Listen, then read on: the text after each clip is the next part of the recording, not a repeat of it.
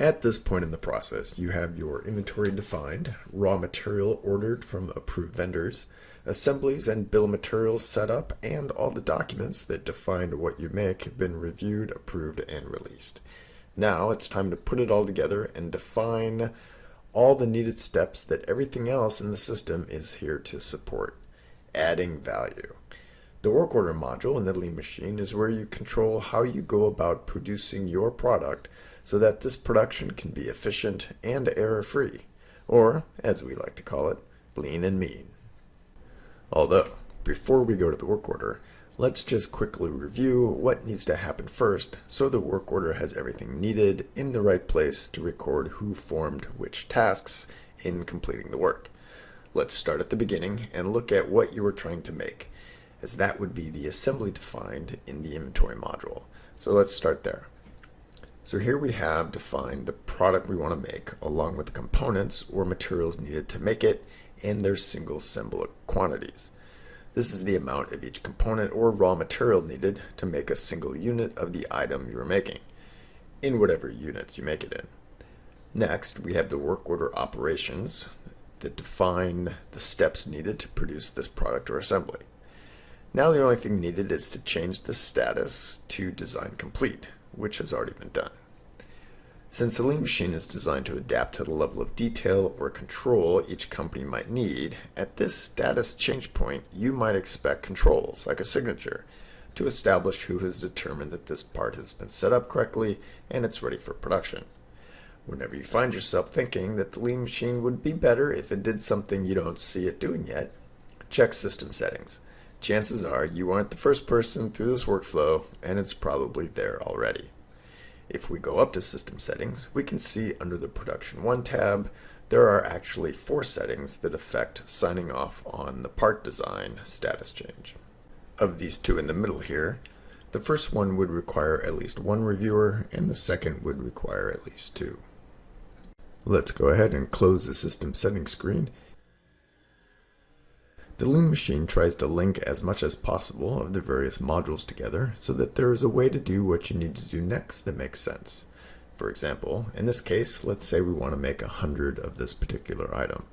If we go up to the component screen, we can see based on our single assembly quantities, we will need 100 and 300 of components 1 and 2 respectively.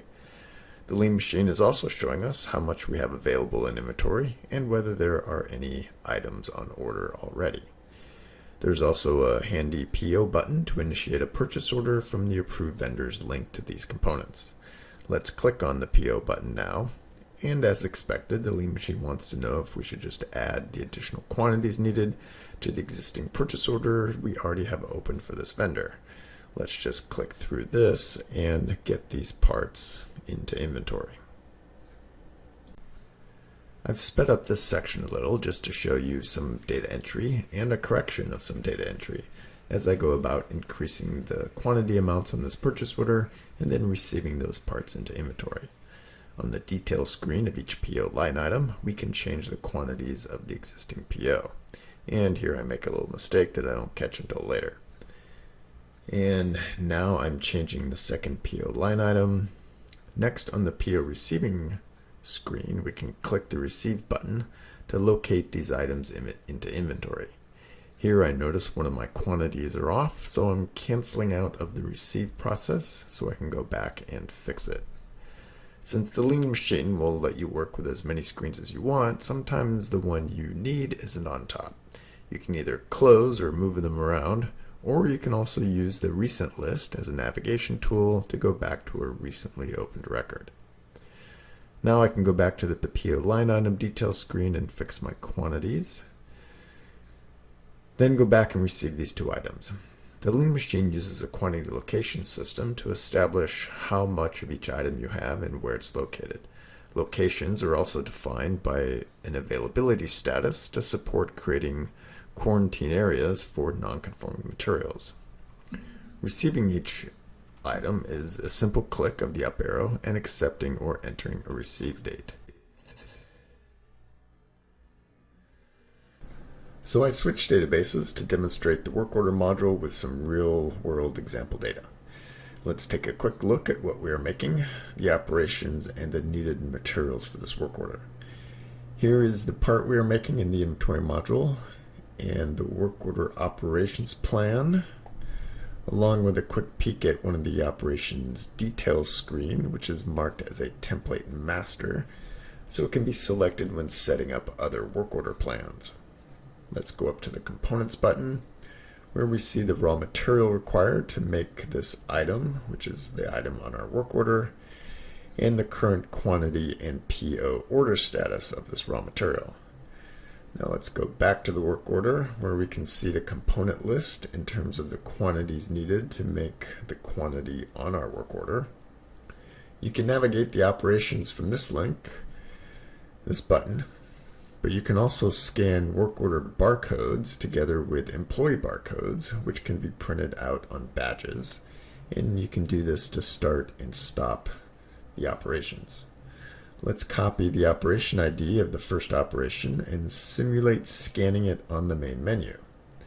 Here we can see the barcode value of 2754 on the printed traveler, which would be combined with a scan of the ID number on an employee badge to start and stop the operation.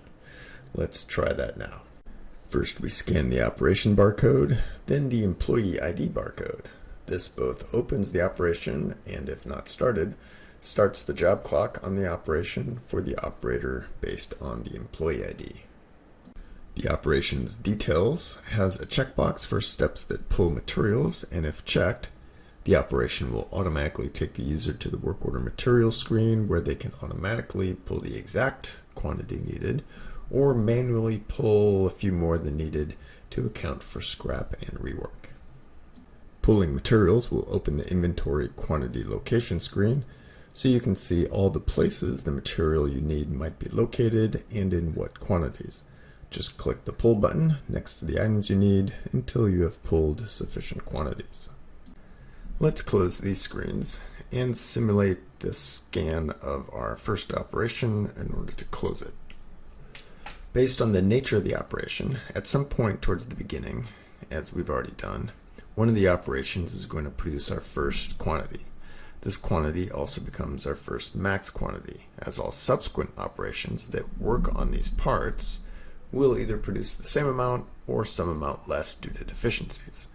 This running total of possible quantities for the next operation is called the max quantity. The operations template allows you to establish which operations should be subject to a max quantity check, and if the lean machine sees that the operator is trying to indicate there are more parts produced on this operation than the last max quantity, which shouldn't be possible, the lean machine will stop the operation and automatically alert via email the person listed on the work order. Here we can see that I've started to work my way through some more operations.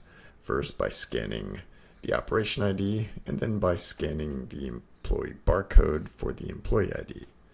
After each operation starts, the lean machine asks for the work center assignment if one is applicable. The data, of course, is coming from the equipment module, and we can see the indication of whether the equipment selected is used for inspection measurements or not. The same routine of scanning the operation barcode and then the employee ID barcode is used to both start and stop the operation and restart the operation if an operator has to clock in and out of a job several times. The lean machine keeps a running total of parts produced during each session and asks upon completion if the operation is complete. Multiple operators can clock in and out of the same job, although only one operator can be clocked in when indicating the operation is complete.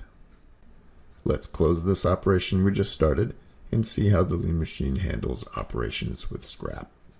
After asking for the quantity produced, if the operator indicates the operation is complete, the lean machine will open the list of scrap for this operation if the total quantity for this operation is less than the last max quantity. As we can see, the lean machine automatically calculates the scrap amount from the last max quantity value and the quantity value from this operation. If appropriate, you can then link this scrap event, and any others, to a NCR record in the rejected material module. Let's close all, and I'll finish this work order so we can see how to post our completed work order items into inventory so that they can be linked to the sales order. Now we are towards the end of the operations, and as you'd expect, there are plenty of integration features to help keep everything related to this work order nice and tidy. For example, on this final inspection operation, we can click this button when it says new, and the Lean Machine will create and link a new inspection to this operation. After which, the button changes to view, and we can see here we can open the linked inspection. You can also set up quality plans or inspection templates for any inspection type so that the list of required inspection steps can then automatically be loaded into the inspection. Let's take a quick look at that now. On the Quantities tab, we have a link to the inspection template screen where you can set up and approve by revision the quality plans for as many inspection types as you need. So let's close this screen and the inventory screen and open our checklist with the checklist button. The Lean Machine will automatically load the 7 inspection tasks we just saw for the template for this part and inspection type. The Lean Machine also has acceptance quality limit or AQL calculations built into this module based on the reference chart we can see here in the help files. For our inspection lot size of 2050, we can come across and see we need 13 sample inspection points if we are using an AQL value of 6.5. The Lean Machine can then automatically load the required inspection sample data records we need, and we'll color code each based on the values entered, but we'll save all that for the inspection video.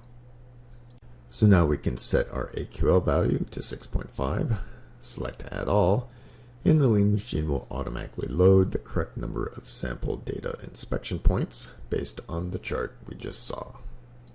So let's get out of inspections and use the handy Close All button on the main menu to clear off our work area. Now I'm going to scan the operation that was set up to move completed items from the work order into inventory so we can see how that works. So let's start this operation by scanning the employee ID. Then we can go to the main work order screen, and on the Quantities tab, make sure the amount to move to inventory we see here in green is correct. This should be the current max quantity. Then we can click the Assign Inventory Location button. The Lean Machine will let us know if there are any open operations, which we can click through if there are pending operations after moving inventory by design. Next, the Lean Machine opens both the quantity location screen and the details screen for the new quantity location record that was created to track the quantity, location, lot number, and it links this record back to the work order. All you have to do is select the inventory location and then click the up arrow to add the quantity imported from the work order, and the Lean Machine does the rest. As we can see here, the quantity posted to inventory is saved on the work order, and we can navigate to the quantity location record it was posted to, even though later on we might see the sales order link and company name of where this product went after it was posted. Lot and serial number tracking and traceability is available from the reporting section on the main menu. That seems like a good place to stop for now. Please contact us if you have any questions about this module, and feel free to download our free trial version. Thanks for watching, and have a wonderful day.